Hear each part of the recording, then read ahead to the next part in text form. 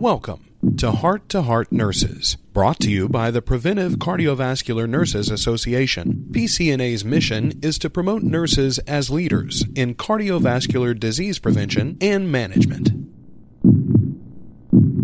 Welcome. I'm your moderator, Kim Newland, and I'm joined today by Janelle Grazzini-France and Johanna Fajardo, two nurses working in different roles but making a difference every day for our patients with transthyretin amyloid cardiomyopathy. We'll use the acronym ATTR during today's podcast.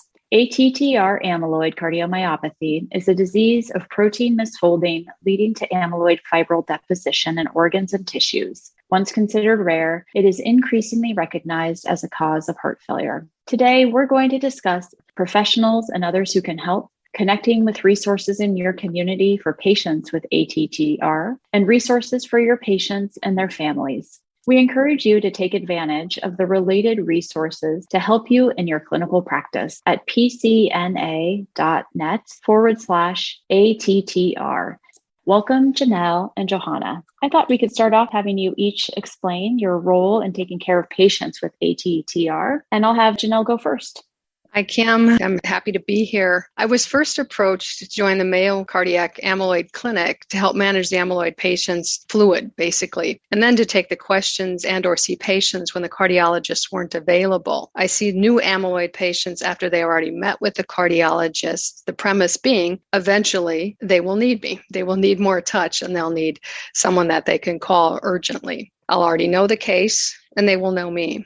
I tell them we've just expanded their team should they or their local providers need assistance. I do the bulk of the research visits and many patients, unfortunately the majority from afar, in regards to their amyloid and associated intricacies and idiosyncrasies. I also sometimes will get a call from hematology that will request my assistance for fluid management or other non-hematologic issues of their amyloid patients.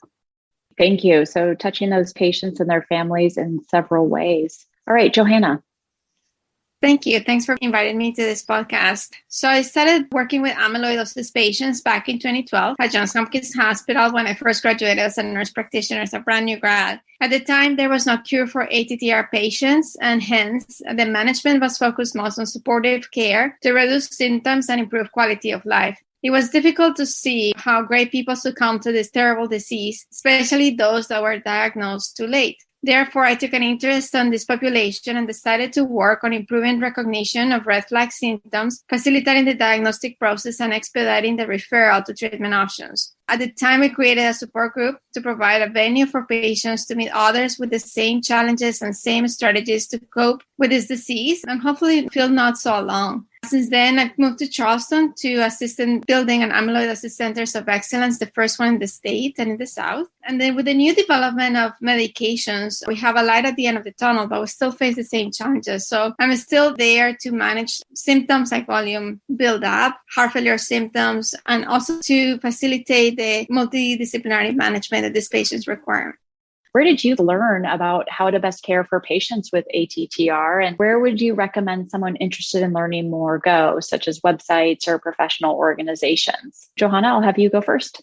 I was fortunate to have great mentors such as Dr. Dan Judge, who took me under his wing and helped me navigate the amyloid world. There was a lot of literature out there, but I had to Google every term. But everything was high level. And I used to get lost with the amount of information. As a nurse, I always wanted to also have the takeout points on how to apply the current data to real life practice. That was hard to find. So more recently, we created a book that contains a comprehensive review of amyloidosis. And I find it to be a really good source of information at my level and at the nurse's level. We try to put all those concepts that are really high level to our level for everybody to understand and to use in everyday practice. Janelle was actually one of the authors. It was created to meet that need. I do use that resource almost every day because it contains things that are outside of my specialty, like cardiology. So it has a lot of GI, neurology. This is a multi-organ disease. So we all have to see if the patients are having other symptoms that require management. Obviously, other resources like going to national conferences, including HFSA, the Heart Failure Society of America, the International Society of Amyloidosis, the American Association of Heart Failure Nurses, the Amyloidosis Support Group Association. They have a lot of educational tools for patients. At the novice level, I found them to be really helpful. So I would definitely recommend those. How about you, Janelle? Well, I was the first amyloid NP as well. So you're kind of green at this. And I agree with you.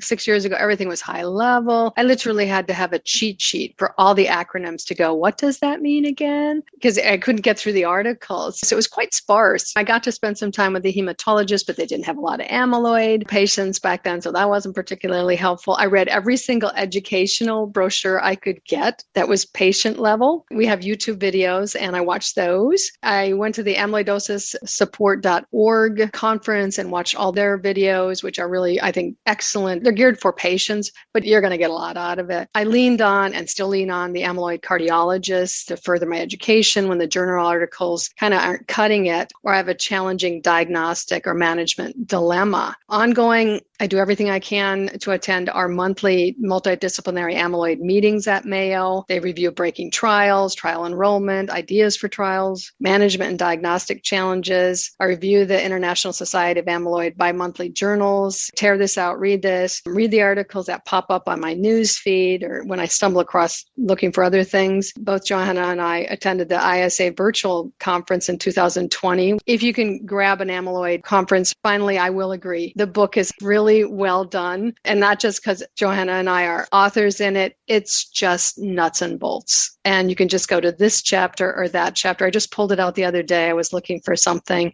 and I'm like, it's all right there. It's a nice book to have. In fact, I bought one for our other NPs in heart failure and one for our nurses as well. And I think what it means is that we have the right people on this podcast since you guys are both the authors. So we're glad that you're the ones writing it and you're the ones here. We're going to take a quick break and we will be right back. For more education, resources, and tools for your clinical practice, visit pcna.net. You'll find CE courses, patient handouts, and more, all free to access. Visit pcna.net. Welcome back to our audience as we continue our discussion. So we talked about support and resources for clinicians. So now taking it back to the patient, what types of resources do you have in your community that you find most helpful for your patients with ATTR? Janelle?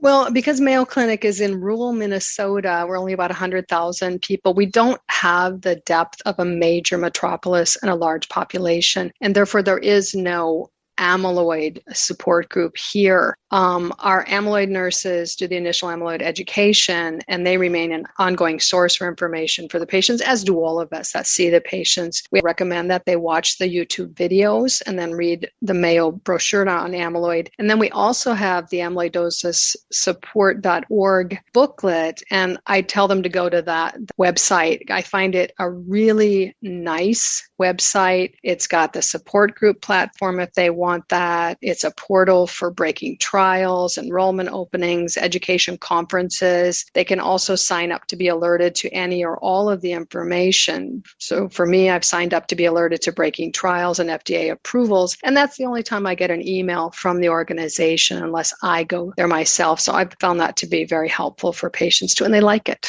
Great. Thank you. Johanna?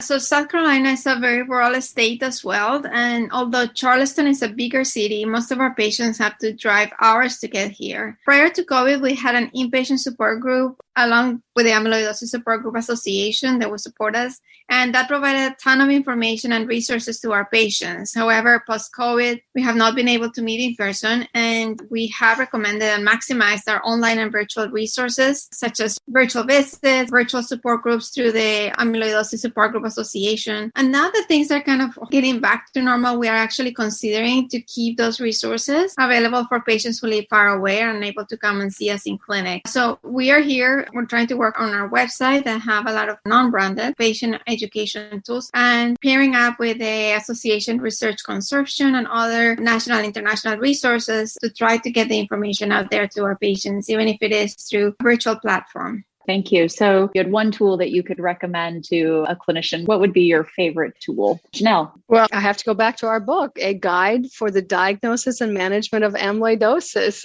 If that's all you have and you have no internet, I think it would be the best thing to have. It's got the acronyms. It just walks you through it. Johanna. We're both passionate about the same book. I was privileged to be one of the editors. It was like, I want everything at the nurses level. It's a really good tool for somebody who's standing out, but also mid-level, also advanced level, because we try to cover the different systems involved in amyloidosis. As a cardiology nurse practitioner, I'm more familiar with the cardiology stuff, but when you go to the neurology chapter, it's like, wow, eye-opening. It's taught me that, of course, tips and tricks on how to manage those symptoms, but more when to refer a patient, when to call for help, where to get it, where are some resources. It includes all the new medications for ATTR as well as AL, right? Because there are two types of amyloidosis. So I think it's a good resource for anybody out there. I'm going to challenge you with one more question then, and Johanna, I'll have you go first. Do you have a favorite go-to patient education tool?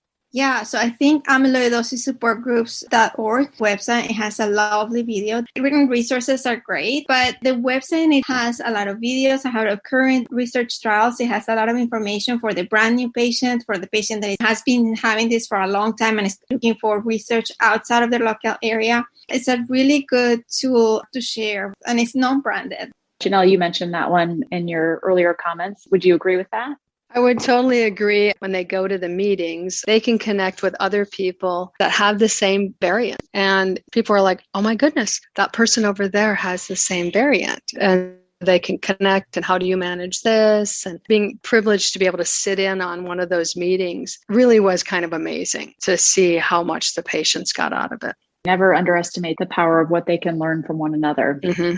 Thank you so much. And again, we obviously have two clinical experts on this podcast episode today, both Janelle and Johanna. Thank you so much for your insights and your clinical pearls. We'd also like to thank the audience for joining us for People, Places, and Things, key resources for ATTR nurse navigators. Remember that you can access the podcast series and the related resources at pcna.net/ATTR. And of course, a big thank you to Pfizer Inc. for support of this podcast series. Thank you for listening to Heart Nurses. We invite you to visit pcna.net for clinical resources, continuing education, and much more.